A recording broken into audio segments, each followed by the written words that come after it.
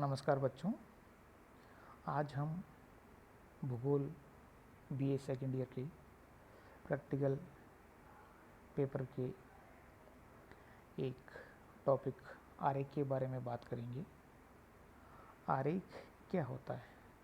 आरेख सामाजिक आर्थिक आंकड़ों को प्रदर्शित करने हेतु विभिन्न ज्यामितीय आकृतियाँ जैसे एक विमीय, द्विविमीय व त्रिविमीय बनाई जाती हैं, उसे आरेख कहते हैं। साधारण परिभाषा के रूप में हम यदि बात करें, आरेख वह प्रदर्शन क्रिया है जिसमें आंकड़ों को रोचक एवं आकर्षक ज्यामितीय आकृतियाँ जैसे दंड, वर्ग, समबाहु त्रिभुज, वृत्त, आयत आदि आरेख के रूप में प्रस्तुत किया जाता है। आरेख क्या होता है और ये कितने प्रकार के होते हैं? आरेख मुख्यतः तीन तरह के होते हैं: एक विमीय, द्विविमीय और त्रिविमीय। एक विमीय आरेख में एक रेखा के माध्यम से होता है। उसके बाद में जो आरेख होते हैं वो दंड आरेख के रूप में होते हैं, और दंड आरेख के कई भेद होते हैं, जैसे सरल दंडारेख, मिश्रित दंडारेख, द्विदिशा दंडारेख, अंतर विभक्त दंडारेख, प्रतिशत अंतर विभक्त, मिश्रित दंडारेख, विचलन दंडारेख, पिरामिड आरेख आदि। द्विविमीय आरेख में आयतारेख के दो भाग होते हैं, सरल और विभाजित। उसके बाद में वर्गारेख, समबाहु त्रिभुज आरेख, वृत्तारेख में साधारण वृत्त बनाएगा, और दूसरा विभाजित वृत्तारेख या पाई आरेख भी बनता है। त्रिविमीय आरेख में गोली आरेख, घनारेख, ब्लैक पुंज आरेख, घनाभ आदि आरेख के प्रकार होते हैं।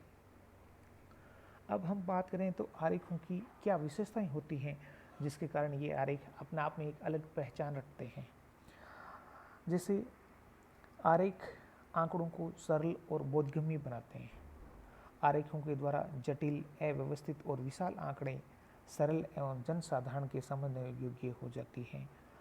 केवल अंकों को देखकर कोई निष्कर्ष निकालना कठिन होता है, परंतु आरेख को देखकर सभी विशेषताएं स्पष्ट हो जाती हैं।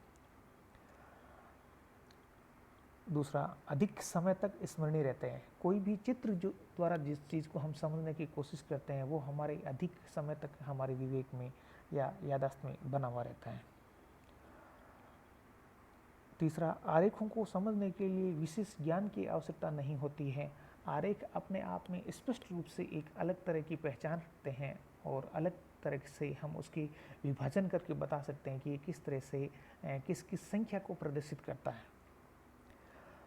चौथा, श्रम और समय की बचत करता है।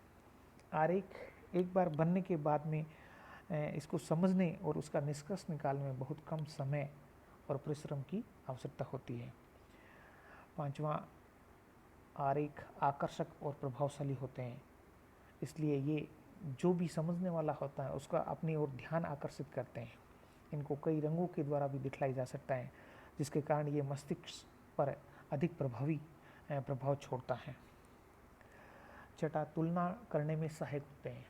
आरेखों के माध्यम से हम एक दूसरे को आंकड़ों को तुलना करने में सहायता मिलती है कि किस में वृद्धि हो रही है, किस में कमी हो रही है, या किस में समानता देखने को मिलती है। सातवां, आंकड़ों का संक्षिप्त रूप। विशाल फैले हुए आंकड़ों को आरेख एक संक्षिप्त रूप में हमें समझने में सहायता प्रदान करता है, सरल और बोधगम्य बनाता है। इस आलेखों की सार्वभौमिक उपयोगिता होती है। इसको अलग अलग तथ्यों में सामाजिक, आर्थिक, भौगोलिक आंकड़ों को प्रदर्शित करने में ये आरेख विशेष रूप से प्रयोग किए जाते हैं। इन आंकड़ों की सहायता से व्यापार, वाणिज्य, विज्ञापन के क्षेत्र में बहुत उपयोगी और महत्वपूर्ण होते हैं। इतना सब कुछ होते हुए भी इन आरेखों में भी अपने दोष होते हैं, जैसे तुलना के लिए गुण व स्वभाव की समान आवश्यकता होती है।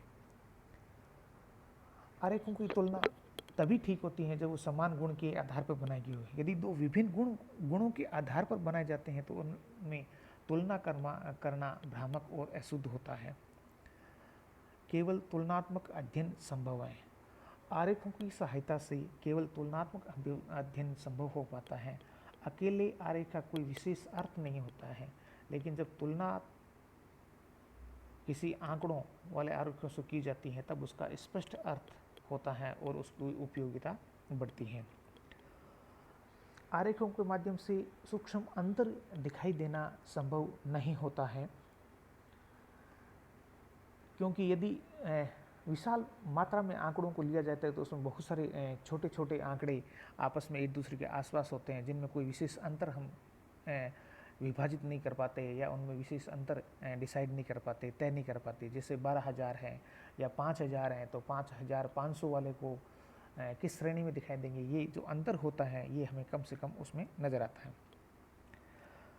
बहुमुखी सूचनाएं जो होती हैं उनको हम एक साथ इनमें प्रदर्शित नहीं कर सकते। इसके अलावा संख्यात्मक जो प्रदर्शन होता है इनमें आरेखों में कहीं ना कहीं पूर्ण रूप से ये शुद्ध नहीं होते हैं, इनमें कोई ना कोई कमी रह जाती है, जिसकी कि संख्याओं का विशेष जो प्रभाव दिखाई देना चाहिए वो आरेखों में दिखाई नहीं दे पाता है।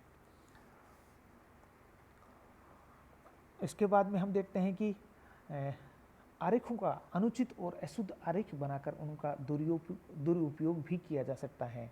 इस प्रकार ये आरेख भ्रामक होंगे, जैसे विज्ञापन आदि में इनका दुरुपयोग किया जाता है। आरेखों को देखकर पूर्ण तथ्य या सत्य निष्कर्ष निकाला जाना संभव नहीं है। आरेख निष्कर्ष की ओर इंगित करते हैं, परंतु उन्हें पूर्ण सूचना और संदर्भ के साथ अध्ययन किया जाना उचित होता है। जटिल रचना विधि होती है। कई ऐसे आरेख होते हैं जिनको बनाने के लिए हमें पर्याप्त ज्ञान नहीं होता है या उस विषय से संबंधित ज्ञान नहीं होता है, जिसके कारण आरेख जिस तरह का हम बनाना चाहते हैं उस तरह का आरेख नहीं बन पाता है। इस तरह की कई कमियां होती हैं जिनकी सहायता से हम आरेखों को बनाने में हमारी ये सहायता करते हैं और ये हमारे काम आते हैं। धन्यवाद।